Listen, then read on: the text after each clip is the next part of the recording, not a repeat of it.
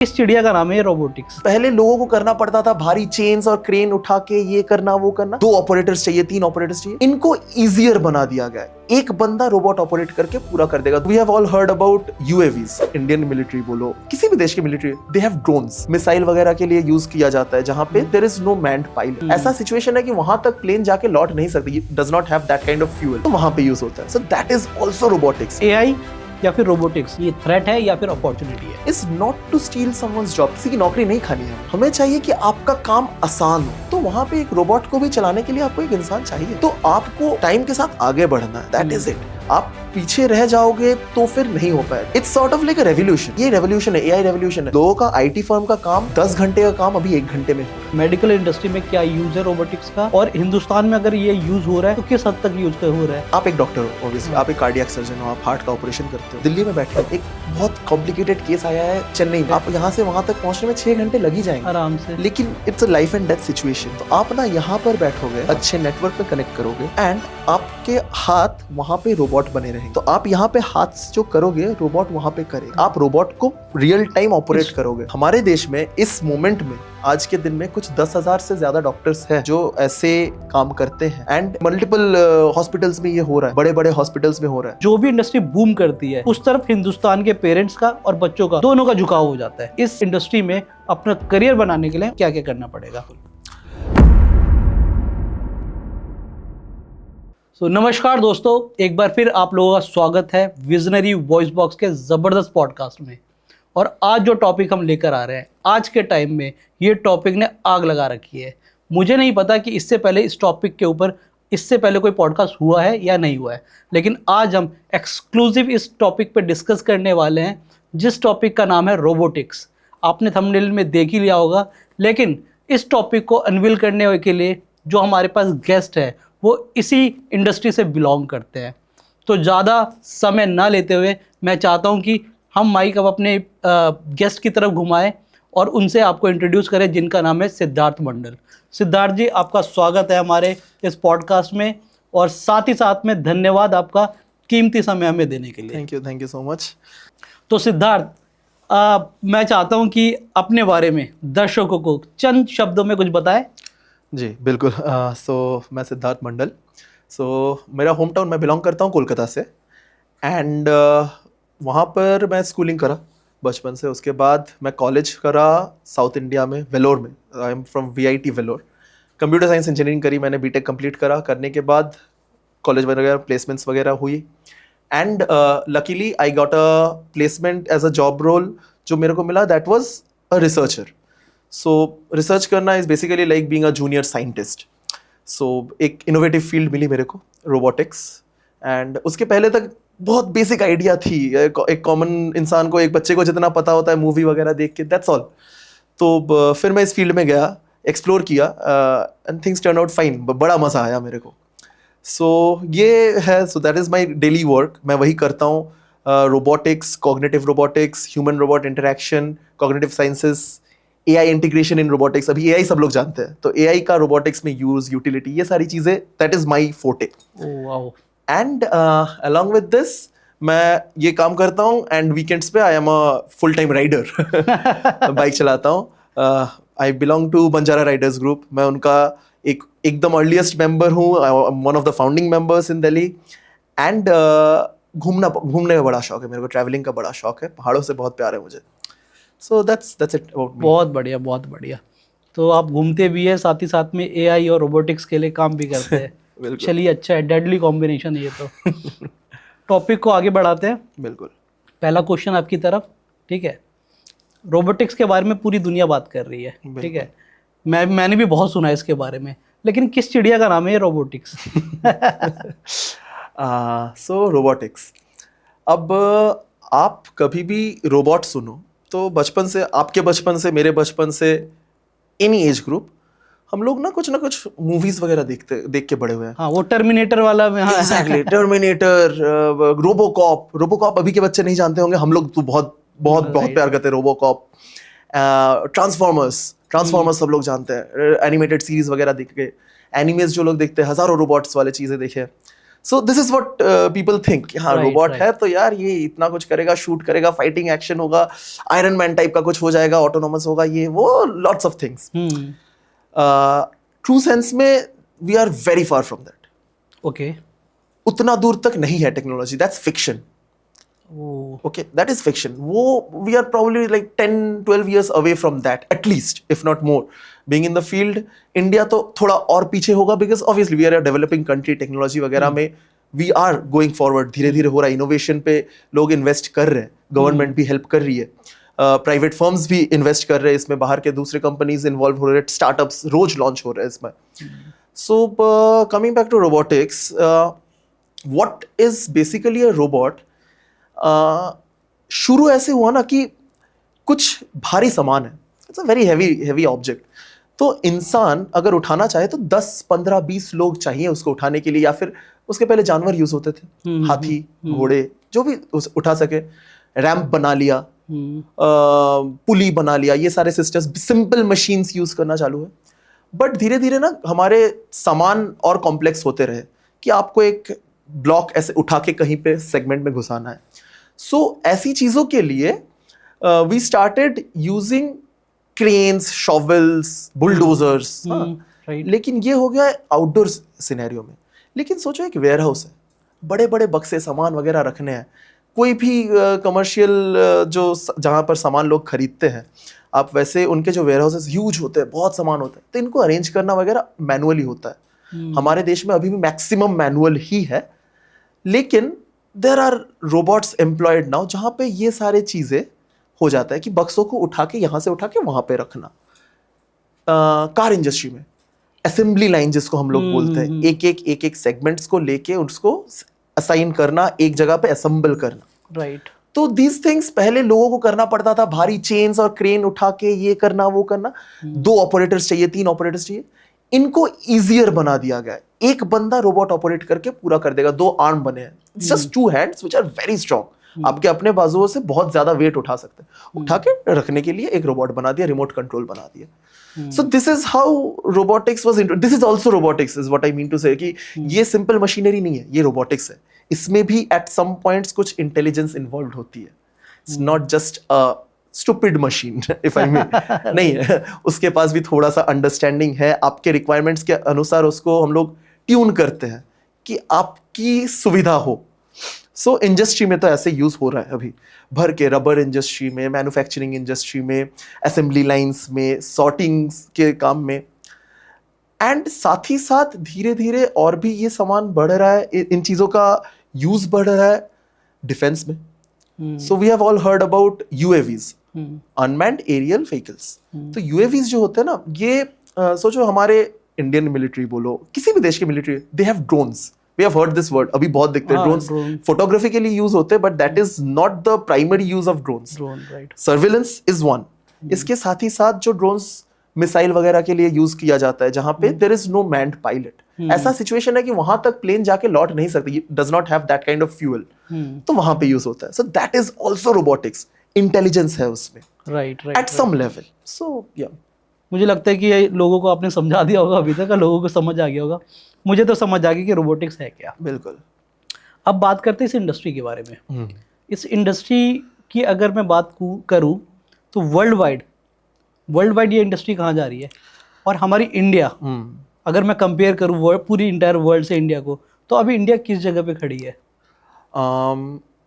देखो, statistically speaking अगर आप आज अभी गूगल करो, कुछ आर्टिकल्स पढ़ो, तो India is somewhere at number 10. ठीक है, which is not a bad place. ठीक है, हम we are a developing country. हम लोग फर्स्ट वर्ल्ड नेशन में नहीं है, आज भी नहीं है. Hopefully will be there soon. We all want that कि हाँ, हम लोग अपने आप को देखेंगे वहां पे, but we are not there. So considering कि we are a developing nation with this kind of an आबादी, इतना ज्यादा पॉपुलेशन, इतना कुछ, इतने problems, everything we know. So इस हिसाब से I think 10th is a good place. ठीक है. Coming to first world nations, robotics में ना बहुत सारे सब डोमेन्स होते हैं. तो कुछ रोबोटिक्स होते हैं बहुत इंटेलिजेंट रोबोटिक्स है, जहाँ पे ना एआई का फंक्शनैलिटी ज्यादा होता है. कुछ रोबोट्स होते हैं जो ना इंडस्ट्रियल काम के लिए ज्यादा बने होते हैं. तो इंडस्ट्रियल रोबोटिक्स में India is here. Innovative robotics में पीछे है. हमारे मैं चाहता हूँ, मैं जी। यहाँ पे आपको रोकूंगा, मैं चाहूंगा कि इसको ना आप सिंप्लीफाई करके बताएं, ठीक है, दोनों के अंदर जो डिफरेंस है आप ओके ओके ठीक है, ओके ओके क्योंकि आम जनता तक ये जाने वाला है और आपको बहुत बेहतर तरीके से इसको समझ आ रहा होगा, लेकिन हो सकता है लोगों के लिए बहुत ज़्यादा चलो कॉम्प्लेक्स हो बढ़िया, जाए। सही बात है, सही बात है। हम्म, तो 10th पे AI, तो है, हाँ ठीक है, तो 10th पे 10th position is very good हमारे लिए। हाँ, तो ये जो फैक्ट्रीज वगैरह में जो हेवी मशीनरी, भारी सामान उठाना, असेंबली लाइन वाला काम, इन सब चीजों में इंडिया काफी यूज कर रहा है जितना हो पा रहा है, क्योंकि इसमें क्या हो रहा है ना, लोगों के लिए काम इजियर हो रहा है, इजियर हो रहा है। मेहनत कम हो रही है लोगों के लिए, एनवायरनमेंट बेटर हो रहा है काम का। And when it comes to जो ऐसे वाले रोबोट, जो टर्मिनेटर टाइप रोबोट जो सोच रहे हैं ना लोग कि जिसके साथ आप बात करो वो आपके साथ घूमे फिरे, आयरन मैन वाला, आयरन मैन के बनाए टोनी स्टार्क वाले रोबोट्स, सो उन टाइप के कामों में इंडिया पीछे। देयर आर स्टार्टअप्स जो काम कर रहे हैं इसमें, educational institutions, IITs, IIITs, IISCs, all big institutions, वहां पे प्रोफेसर्स हैं जो AI एंड रोबोटिक्स पढ़ाते हैं। They have trained themselves from international universities, oh wow, you name it, MIT, Harvard, Cambridge, Munich में TU, technical university, anything, they are there. वो लोग कर रहे हैं, बच्चे भी हैं who are trying their level best कि गिवन द रिसोर्सेस, हमारे पास सब कुछ लिमिटेड है, उसमें जितना हम कर सके। तो लेकिन हाँ, इसमें India has a long way to go. इसी चीज में मैं खुद भी काम करता हूँ, and I would love to see कि हाँ कुछ और इंटरेस्टिंग हो रहा है यहाँ पे, एंड होगा भी, होगा भी, होगा बिल्कुल। मैं भी होपफुल हूँ कि जल्दी होगा, जल्द ही होगा। राइट। अब मैं यार तीसरा क्वेश्चन आपसे ये है, जब बात रोबोटिक्स की आती है जी, जब बात AI की आती है, तो लोगों के अंदर ना एक डर पैदा हो गया है, और डर इस तरीके का डर है कि उनको लगता है कि वो अपने जॉब से हाथ धो बैठेंगे। तो मुझे आप ये समझाइए, और मेरे साथ साथ दर्शकों को भी, कि AI या फिर रोबोटिक्स ये थ्रेट है या फिर अपॉर्चुनिटी है? Very very very interesting point. अभी तो लोगों के प्लेसमेंट में ना ग्रुप डिस्कशन राउंड में ये आता है। This is a very very common topic. AI से स्टार्ट हुआ था, साथ में अभी रोबोटिक्स भी ऐड हो गया है। सो यस, AI टूल्स जो हम लोग यूजुअली देखते हैं, हम लोग बोलते हैं LLM, large language models. It can be ChatGPT, DeepSeek, Gemini, सारे अभी बच्चे भी यूज कर रहे हैं इनको, इंजीनियर्स यूज कर रहे हैं, IT फर्म्स में यूज हो रहा है, नॉन इंजीनियरिंग बैकग्राउंड में भी एक data analyst, business analyst, data trends को समझने में वो भी यूज करते हैं इन चीजों को। एंड किसी भी फील्ड में यू कैन यूज इट। तो the whole idea, I think the psychology behind a scientist और a researcher when they are creating something like this is not to steal someone's job. किसी की नौकरी नहीं खानी है हमें चाहिए कि आपका काम आसान हो।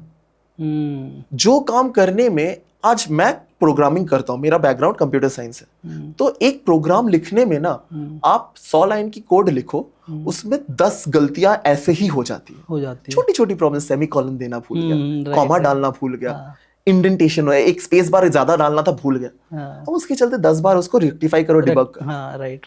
लेकिन आप अगर एक ऐसी टूल का help low, you don't use the tool, पूरा काम नहीं करना है उससे, उसकी अगर हेल्प लो, आपका काम आसान हो जाता है। सिमिलरली जैसे ये टूल्स हो गए जो आप कंप्यूटर के साथ काम करने के लिए हो रहा है, रोबोट्स आर साइंटिफिक टर्म्स में या फिर जस्ट नॉन लेमैन टर्म्स में we call them embodied AI। ठीक है, एम्बॉडीड माने क्या है, उसका एक बॉडी है, AI है, आर्टिफिशियल इंटेलिजेंस है, राइट, एंड उसको हम लोग एक बॉडी में डाल दिया। तो जो मदद वो आपको ना कंप्यूटर में कर रहा है, आपको बता रहा है कि आप ये करो वो करो, यहाँ पे वो साथ ही साथ कुछ फिजिकल काम भी आपके लिए कर दे रहा है। That is it.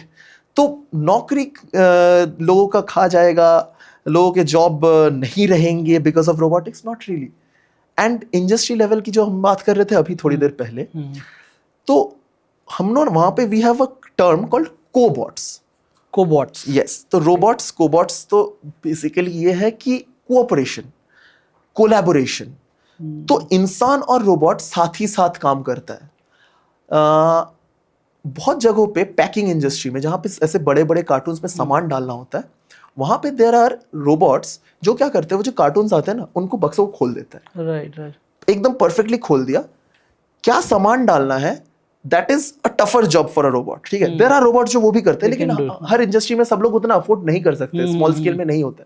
सो वहां पे देयर आर ह्यूमंस एम्प्लॉयड जो वहां पे सामान को सही से रख देगा, फिर वो आगे जाएगा, उसको बंद करके टेप लगाना, वो फिर से रोबोट्स करेगा। सो ऐसे काम होते हैं। एंड देन देयर आर, जहां पे भारी सामान उठाने वाला काम आ गया, तो वहां पे एक रोबोट को भी चलाने के लिए आपको एक इंसान चाहिए। राइट। तो आपको टाइम के साथ आगे बढ़ना है, दैट इज इट। आप पीछे रह जाओगे तो फिर नहीं हो पाएगा।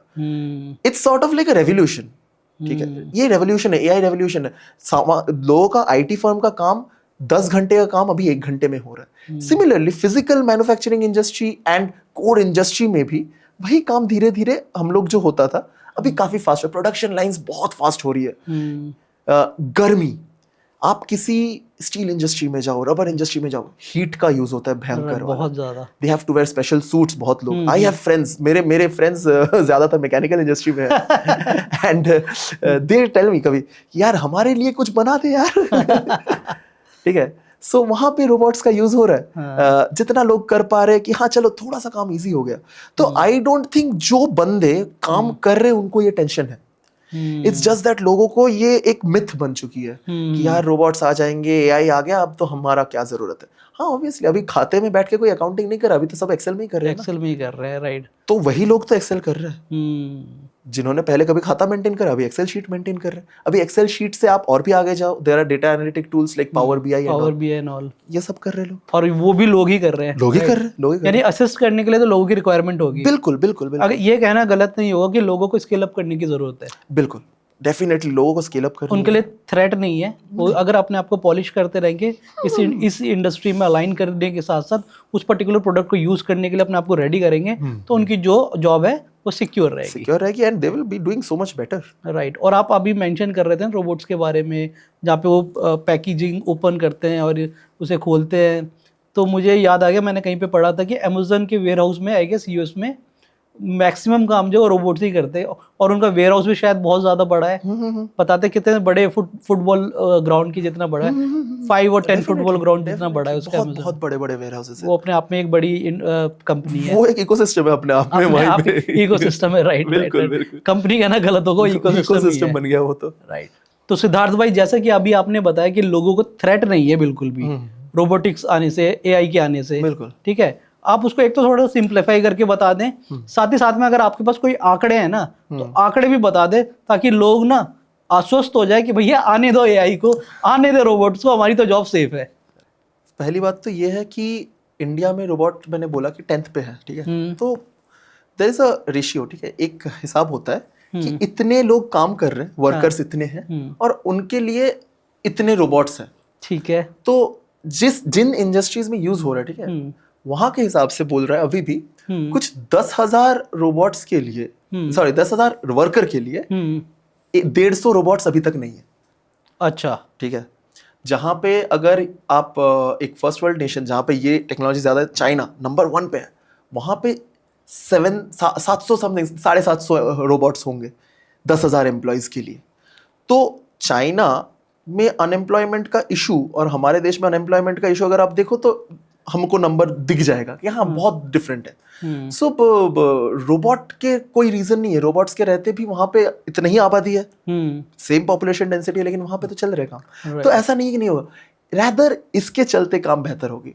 अभी आप अगर कुछ लास्ट 2-3 सालों का रिकॉर्ड्स देखो तो हर इंडस्ट्री में रोबोट्स डिप्लॉय हो रहे हैं। जैसे मैन्युफैक्चरिंग इंडस्ट्री में तो हजारों रोबोट्स हो रहे हैं, 1200-1500 रोबोट्स डिप्लॉय हो गए हैं। ऑटोमोटिव में, स्टील इंडस्ट्री में कुछ 150-200 रोबोट्स आ गए, रबर इंडस्ट्री में एम्प्लॉय हुए हैं। तो सारे धीरे धीरे बढ़ रहे हैं। एंड अगर आप देखो तो 2015 से 2025 आज के दिन में 10 साल हो गए। लास्ट 10 साल में जो ग्रोथ हुआ दैट इज एक्सपोनेंशियल, बहुत ज्यादा। तब उसके पहले लोग जानते ही नहीं थे, विजिबल है, विजिबल है। एंड इंडस्ट्री में जो भी काम कर रहे हैं उनको तो दिक्कत बिल्कुल नहीं है। एंड अगर जो काम कर रहे हैं उनको किसी को डर है और उनके ऑफिस में एक रोबोट आ जाए उनके काम की जगह पे, वो सबसे पहले आके आपको बोलेगा थैंक यू, क्या आपने ला दिया राहुल भाई, आपने रोबोट दिया, थैंक यू सो मच, बहुत आसान हो गया मेरा काम। एंड ठीक है, फिर भी लोगों की जरूरत हमेशा रहने वाली। ठीक है, अब एक क्वेश्चन उन लोगों के लिए जो रोबोटिक्स में अपना करियर बनाना चाहते हैं, ठीक है, उनके पेरेंट्स के लिए भी यही सेम ही क्वेश्चन होगा, क्योंकि वो अपने बच्चों को चाहते हैं इस इंडस्ट्री में डालना, क्योंकि जो भी इंडस्ट्री बूम करती है उस तरफ हिंदुस्तान के पेरेंट्स का और बच्चों का दोनों का झुकाव हो जाता है। बिल्कुल। तो मैं चाहता हूं सिद्धार्थ भाई, आप पेरेंट्स को और बच्चों को ये बताएं कि इस इंडस्ट्री में अपना करियर बनाने के लिए उनको क्या क्या करना पड़ेगा। अगर मैं एग्जाम्पल यहाँ से लेता हूँ किसी बच्चे ने 10th किया, 10th के बाद उसको कौन सा स्ट्रीम लेनी है और फिर वहाँ से स्टार्ट करते हैं? बिल्कुल। तो क्लास 10th के बाद तो अगर आपको इस फील्ड में जाना है, साइंस तो चाहिए। ठीक है। आप अगर नॉन साइंस बैकग्राउंड हो, ऐसा नहीं है नहीं कर सकते, कोई भी कुछ भी कर सकता है, लेकिन करियरिस्टिक पॉइंट ऑफ व्यू से इजियर होगा, आप साइंस ले। ठीक है, पहले साइंस ले लिया। साइंस लेना है एंड आई थिंक हमारे देश में मैक्सिमम बच्चे अभी भी साइंस की तरफ ही जाते हैं। हाँ बिल्कुल, ऐसा ही चल रहा है ट्रेंड। कुछ बच्चों को मैं भी जानता हूँ जो नहीं जाते हैं, नहीं जाते, उस तरफ नहीं जाते हैं। ठीक है, ठीक है, उनकी कैटेगरी हमारी तरफ वाले बच्चों में से आती है। वो तभी वो क्वेश्चन इस तरफ बैठ के पूछ रहे होते हैं, वो उस तरफ नहीं है। नहीं, ऐसी कोई बात नहीं है, सारे फील्ड्स इक्वली इंपॉर्टेंट होते हैं। एंड मैं आपको वो बात भी बताता हूँ कि क्यों नॉन साइंस बैकग्राउंड भी आज के दिन में इंपॉर्टेंट है रोबोटिक्स। बट कमिंग बैक, बच्चों का करियर। सो आप कॉलेज में जाओ तो जैसे मैंने करा था, मैंने बीटेक करा है कंप्यूटर साइंस में। ठीक है। तो अभी आप तो मैंने बीटेक करा है, काफी साल हो गए अभी तो कुछ, लेकिन आप करेंटली अगर जाओ तो अभी ना सारे कॉलेजेस में धीरे धीरे स्पेशलाइजेशंस आ रहे हैं। तो आप कंप्यूटर साइंस पढ़ो तो it's not just computer science anymore, there is a specialisation in data analytics, artificial intelligence, similarly robotics भी आ रहा है। एंड एक और बहुत बढ़िया चीज़ है रोबोटिक्स की, compare to any other field, AI वगैरह के लिए आपको कंप्यूटर साइंस ही चाहिए। रोबोटिक्स को ना हम लोग बोलते हैं एक क्रॉस डोमेन सब्जेक्ट, माने बहुत सारे सब्जेक्ट्स का एक कॉम्बिनेशन है, मिश्रण है। तो आप ना आपको कोडिंग वगैरह की बहुत ज़रूरत पड़ेगी। ओके। साथ ही साथ ये जो रोबोट के क्या होते हैं, हाथ पैर आर्म्स जो भी है, तो ये जो हाथ पैर हिलेंगे तो ये तो मेटालिक पार्ट्स होते हैं मोस्टली, और इसमें मैकेनिक्स इन्वॉल्व होता है। तो आपको मैकेनिकल इंजीनियरिंग की नॉलेज चाहिए इसमें। एक कंप्यूटर साइंस इंजीनियर बैठ के रोबोट नहीं बना सकता है, अकेले नहीं बन सकता। एंड आप करें आर्ट्स की बात, designing, it's scientific designing obviously, but designing का पार्ट भी आता है रोबोट्स में कि वो रोबोट का डिजाइन कैसा होगा, उसका फैब्रिकेशन कैसा होना चाहिए। It is not a purely science oriented field. ठीक है, तो डिजाइन पे भी लोग स्टडी करते हैं एंड वी हैव डिजाइनर्स जो डिजाइन करते हैं। यानी कि इसके साथ और मल्टीपल करियर भी है इसके साथ एसोसिएटेड। साथ साथ में ये भी अगर बताते चलेंगे ना तो लोगों को अच्छा रहेगा उनके लिए। यहाँ से निकले हम, कॉलेज में गए, आपने बताया कि स्पेशलाइज होते हैं बहुत सारे सब्जेक्ट, उसमें उन्होंने पढ़ाई की, फिर आगे बढ़े थोड़ा। हाँ जी, तो एक तो हो गया हमारा कंप्यूटर साइंस। ठीक है, तो चाहिए हर चीज में आज के दिन में बेसिक है। आज तो कंप्यूटर साइंस आप ना भी पढ़ो फिर भी पढ़ना पड़ेगा कोई भी स्ट्रीम में रहो। फिर आ गया मैकेनिकल इंजीनियरिंग कि आपका रोबोट हाथ पैर हिलाएगा, उसको डिजाइन करना, वो हो गया। डिजाइनर्स इन जनरल, उनका भी साइंटिफिक डिजाइनिंग में काम आ जाता है। फिर आते हैं इलेक्ट्रिकल एंड इलेक्ट्रॉनिक्स वाले। तो आज के सारे सामानों में हजारों सेंसर्स होते हैं, रोबोट्स में ना ज्यादा होते हैं क्योंकि फीडबैक चाहिए, कहाँ तक जा रहा है, टकराएगा कि नहीं, प्रॉक्सिमिटी सेंसर, ये सेंसर, वो सेंसर, हजारा। तो ये सारे सेंसर्स को संभालने के लिए आपको चाहिए इलेक्ट्रॉनिक इंजीनियर्स, इलेक्ट्रॉनिक्स वाले। इलेक्ट्रिकल्स भी चाहिए, रोबोट चलेगा बैटरी के थ्रू, उसका पावर कोर होगा अलग, उसका मूवमेंट के लिए उसको जो पावर सोर्स चाहिए, उसका कंट्रोल सिस्टम डिजाइन करना, उसका पावर सिस्टम डिजाइन, आपको इलेक्ट्रिकल का भी नॉलेज चाहिए। सो इलेक्ट्रॉनिक्स एंड इलेक्ट्रिकल अलग होते हैं, इसमें सेंसर ज्यादा होते हैं, इसमें इलेक्ट्रिकल वाले पार्ट ज्यादा होते हैं। तो ये वायरिंग वगैरह बनाना, सब कुछ डिजाइन करना, तो सारे फील्ड्स का जरूरत होता है। तो आप किसी भी फील्ड में रह के अगर आपको इंटरेस्ट हो तो आप अपने पढ़ाई को धीरे धीरे उस तरफ इंक्लाइन कर सकते हो कि हाँ, इसका यूज मैंने पढ़ा, इसको रोबोटिक्स में कैसे इंप्लीमेंट करते हैं। कॉलेजेस में अभी ऐसे स्पेशलाइजेशंस आ गए कि आप computer science with robotics, mechanical with robotics, तो ऐसे चीज़ों को आप उसको एक्सप्लोर करो। एंड साथ ही नहीं भी हो आप फिर भी उस तरफ पढ़ाई करके उसको अपने स्किल्स को पॉलिश कर सकते हो। हज़ारों कोर्सेस आ गए ऑनलाइन में, यूट्यूब में, दूसरे साइट्स में जहाँ पे कोर्सेस होते हैं, यूडेमी वगैरह, कोर्सेस करो, पढ़ो। And it's always very interesting. आप देखोगे आपको मजा आएगा कि हाँ कुछ हो रहा है। आपने एक प्रोग्राम लिखा, एग्जीक्यूट किया, लैपटॉप में एक आउटपुट आता है। रोबोट में करो, आपके सामने वो रोबोट कुछ कर रहा होगा, फंक्शन कर रहा होगा, तो कितना खुशी मैं आपको एक कोड रन करके दिखाऊंगा, आप इंप्रेस नहीं होगे, ये आपका फोटे नहीं है। लेकिन मैं अगर एक रोबोट को यहाँ पे कुछ करके दिखाया, आपका फोटे हो ना हो, आपको मजा आएगा, मजा जरूर आ जाएगा। तो बच्चों को बड़ा मजा आता है रोबोटिक्स में, और बहुत सालों से आ रहा है। अभी तो और भी बहुत ज्यादा चीजें इनोवेशन के चलते और भी बढ़ गई है, तो अभी इंटरेस्टिंग और भी हो गया, बहुत इंटरेस्टिंग होता जा रहा है। और सीखना आज के दिन में ना, इंटरनेट के जमाने में सीखना अगर कोई चाहे तो कोई रोक नहीं सकता। बिल्कुल सही, रिसोर्सेज बहुत है, बहुत ज्यादा। बहुत ज्यादा। साथ ही साथ में मुझे एक तो करियर के बारे में आप बता दीजिए कि इसमें कितना बड़ा करियर है। और अगर लेट सपोज आज का बच्चा अगर आज स्टार्ट 12th से निकला, उसको ऑब्वियसली बात है ग्रेजुएशन करने में कुछ साल लग जाएंगे, 4-5 साल लग जाएंगे, जी। जब तक वो वहां तक जाते जाते कहीं ऐसा तो नहीं होगा कि टेक्नोलॉजी चेंज हो जाएगी? और अगर टेक्नोलॉजी चेंज हो गई तो उसकी पढ़ाई का क्या होगा? क्योंकि आज के टाइम में टेक्नोलॉजी यूं बदल रही है। बिल्कुल, ठीक है। बिल्कुल। आज से 5 साल पहले जिनको लगता था कि मोबाइल फोन बनाने में बहुत ज्यादा करियर है, एक ऐसा टाइम आ गया जब लोग खराब होते तो कोई फोन बनाने नहीं जाता, नया फोन खरीद लेता है, राइट? तो वैसे ही मैं जानना चाहता हूँ कि लोगों को ऐसा ना लगे कि यार एक नई टेक्नोलॉजी आ गई। इसके बारे में क्या कहेंगे आप? और अगर आज रिक्वायरमेंट है हमारे इंडिया में आप जैसे लोगों की, तो कितनी कमी है अभी के टाइम में? तो बात करें अगर रोबोटिक्स की इस हिसाब से, तो हाँ, मैंने आई थिंक जितना होना चाहिए उससे तो कम है वर्कफोर्स। ठीक है, इस लाइन में, इस फील्ड में जितना लोग एक्सप्लोर करना चाहिए, जितना इंटरेस्टिंग है, उस हिसाब से कम है। क्योंकि लोगों को, जो आपने बोला ना, जॉब सिक्योरिटी तो चाहिए। मार्केट में हमें एक जॉब चाहिए जो सिक्योर रखे हमें। ठीक है, तो एक इनोवेटिव फील्ड एक्सप्लोर करने टाइम लोगों को इनफ पता ही नहीं होता है कि ये करे, इस पे इतना टाइम दे कि चलो नहीं यार, डेटा पढ़ लेते हैं, डेटा वाला काम सीख लेंगे, डेटाबेस मैनेजमेंट कर लेंगे, आईटी में जॉब तो लग जाएगी रेगुलर वाली। तो ये जो टेक्नोलॉजी है ना, तो अभी जैसे हम सबको, हम किसी भी फील्ड में हो, हमें जैसे एआई के बारे में पता है ना, ये टर्मिनोलॉजी 10 साल पहले नहीं थी मार्केट में। हाँ, राइट। नॉन डोमेन लोगों को जो इस फील्ड में नहीं इन्वॉल्व, उनको बिल्कुल भी नहीं पता था। नहीं पता, जबकि इसके ऊपर काम चल रहा था बहुत सालों से। 1980s से चलता आ रहा है। एलन ट्यूरिंग का नाम सुना होगा आपने। एलन ट्यूरिंग वर्ल्ड वॉर के टाइम में जर्मन अपने मैसेज शेयरिंग के लिए यूज करते थे enigma. So enigma was a coding. उसमें एक एनक्रिप्शन होती थी एक मैसेज की, तो उसमें बताते थे कि यहाँ से ये शिप जाएगा, उसको अटैक करेंगे। हाँ जी, बिल्कुल सही। एलन ट्यूरिंग ब्रिटेन में रह के उन्होंने एक बहुत बड़ा सा मशीन बनाया, he is called as the father of computer, and उन्होंने उसको ब्रेक किया। तो अब एक मूवी भी है, उस पर मूवी देख के समझ सकते हो, पढ़ सकते हो।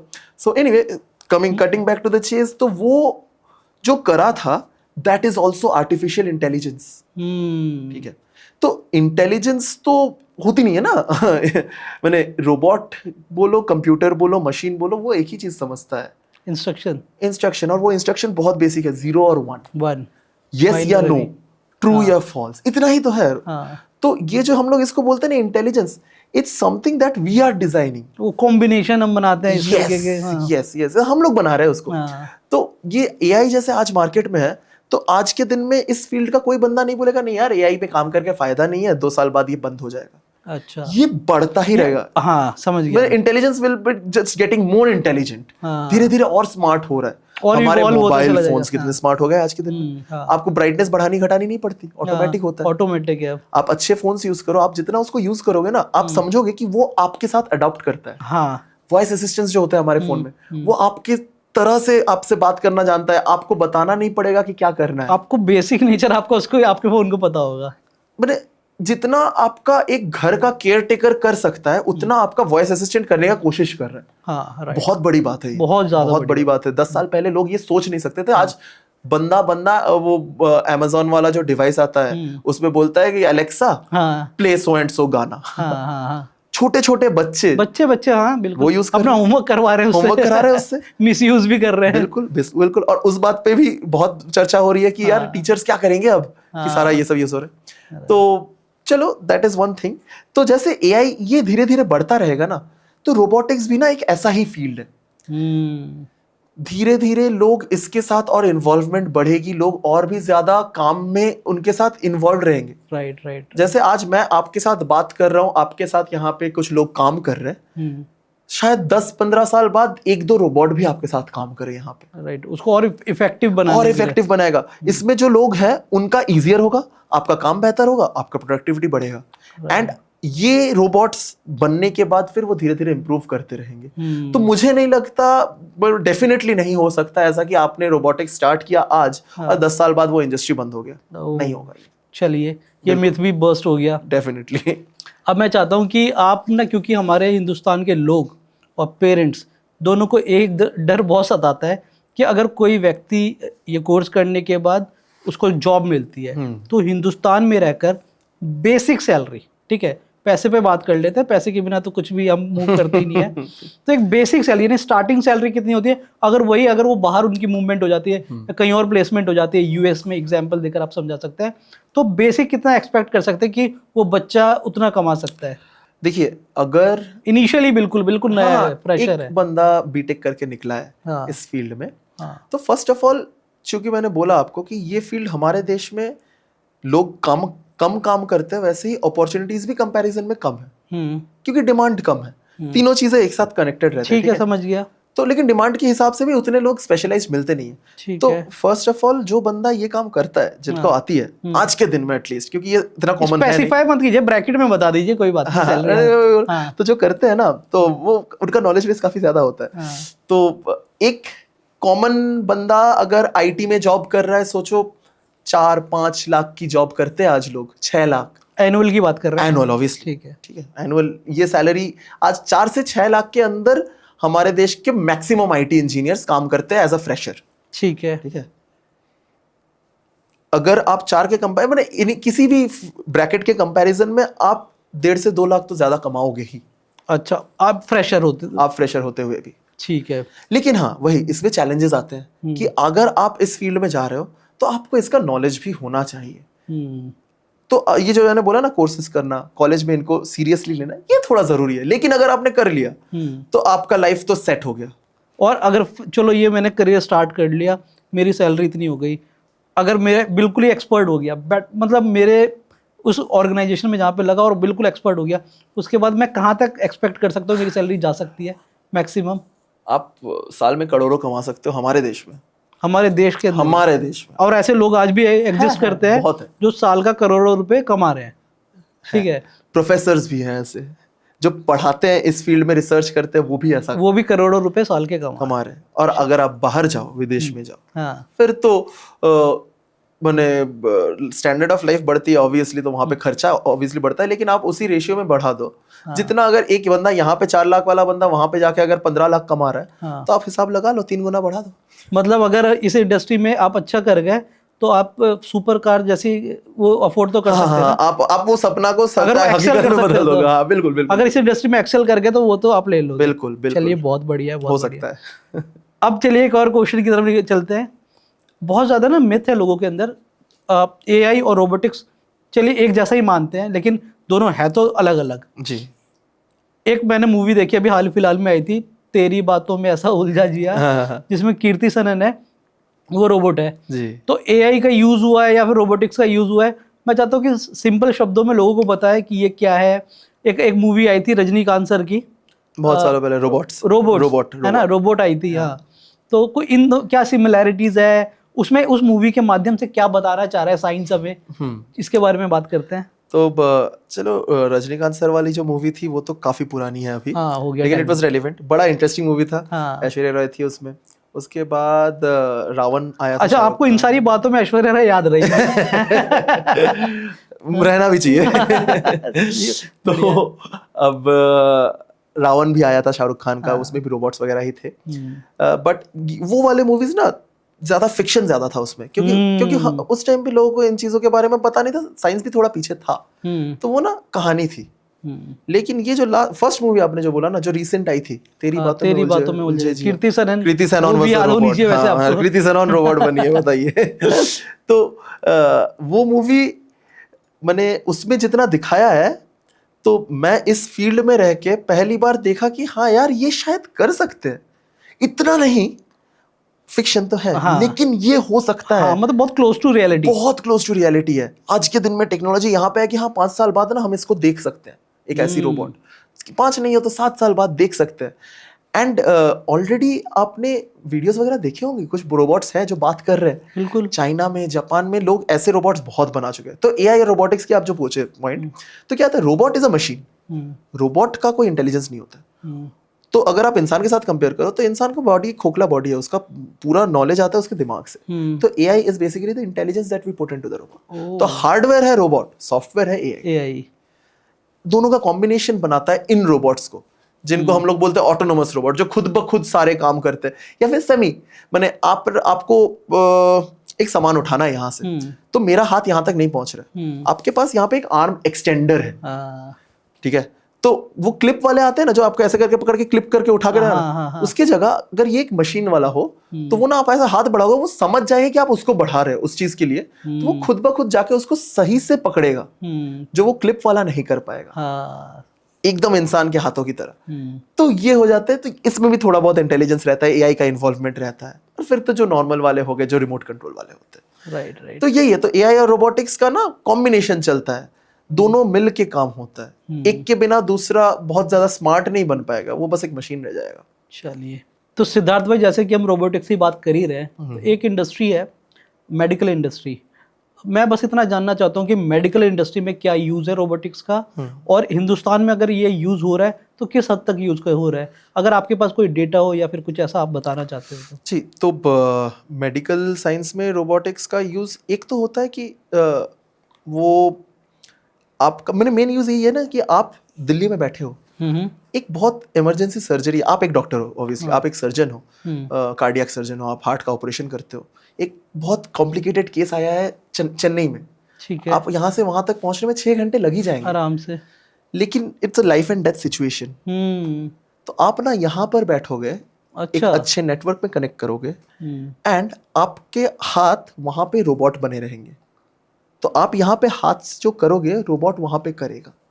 ओके, यानी कि वो आप यहाँ से देख रहे हैं, आप देख रहे क्या हो, सिचुएशन है, पूरा कैमरा लगा रहेगा हर जगह पे, पूरा रियल टाइम सिनेरियो में, एंड आप रोबोट को रियल टाइम ऑपरेट करोगे। अच्छा, आप यहाँ बैठ के दिल्ली में कर रहे हैं और वहां पे ऑपरेशन हो रही है। एंड हमारे देश में इस मोमेंट में आज के दिन में कुछ 10,000 से ज्यादा डॉक्टर्स हैं, अच्छा, जो ऐसे काम करते हैं, and multiple industries, multiple hospitals में ये हो रहा है, बड़े बड़े हॉस्पिटल्स में हो रहा है।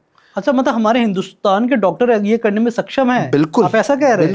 बिल्कुल यानी मेडिकल साइंस में हमारे हिंदुस्तान भी बहुत आगे निकल चुका है। बहुत ये काम कर रहे हैं लोग, एंड लाइफ सेव हो रहे हैं इसमें, बहुत सक्सेसफुल स्टोरीज है इसमें। बिल्कुल लोगों के जान बचे इसके चलते। हाँ, बिल्कुल। चलिए, मुझे पता है कि लोग ये सुनने के बाद गूगल जरूर करेंगे, हाँ जी। सारे आंकड़े वो ढूंढ लेंगे। ठीक है, तो मतलब इसके लिए तो हमारे भारत के उन जाबाज डॉक्टरों को बहुत बहुत धन्यवाद लाइफ बचाने के लिए। अच्छा सिद्धार्थ भाई, अगर ऐसी बात आप कर रहे हो कि ऐसा अगले 5 से 7 साल में हो जाएगा, तो अगर हमारे बीच में रोबोट्स घूमने लग जाए, ठीक है, मुझे याद आ रहा है एक मूवी आई थी, हॉलीवुड की मूवी थी आई रोबोट करके, तो वो उसमें क्या हुआ था, रोबोट्स ने ना टेक ओवर कर लिया था ह्यूमन के ऊपर और हमें मारने लगे थे। तो ऐसा कुछ तो हमें देखने को नहीं मिलेगा। Let's hope. अगर होगा तो मैं कंट्रोल करूंगा ऊपर से बैठ के, बट नहीं, द थिंग इज कि आज के दिन में ऑलरेडी दूसरे देशों में, हमारे देश में भी कुछ लॉज बन रहे हैं एआई पे, तो उनका इंटेलिजेंस तो एआई है ना, तो एआई को आप कितना सिखा सकते हो उस पर भी एक पाबंदी लग रही है। ठीक है, कि आप कुछ भी नहीं सिखा सकते उसको। अगर आपने मशीन को सिखा दिया कि जाके किसी को मर्डर कैसे करना है, तो गड़बड़ हो जाएगी। वो कर आएगा, वो कर, मशीन है, उसका दिमाग तो है नहीं, वो तो 0 और 1 नहीं समझता है। मर्डर 1 हाँ कर लो, 0 नहीं करो। तो अब ये मैंने बहुत ज्यादा सिंपली बोल दिया, इतना आसान है नहीं।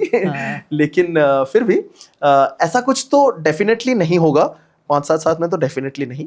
बट जो इसका जो टेंशन है, अगर आप उस हिसाब से देखो, तो इस मामले में internationally government bodies and governing bodies हैं जो इस चीज को सीरियसली ऑलरेडी ले चुके हैं, क्योंकि इनका इन्वॉल्वमेंट ना मिलिट्री में भी है रोबोटिक्स का।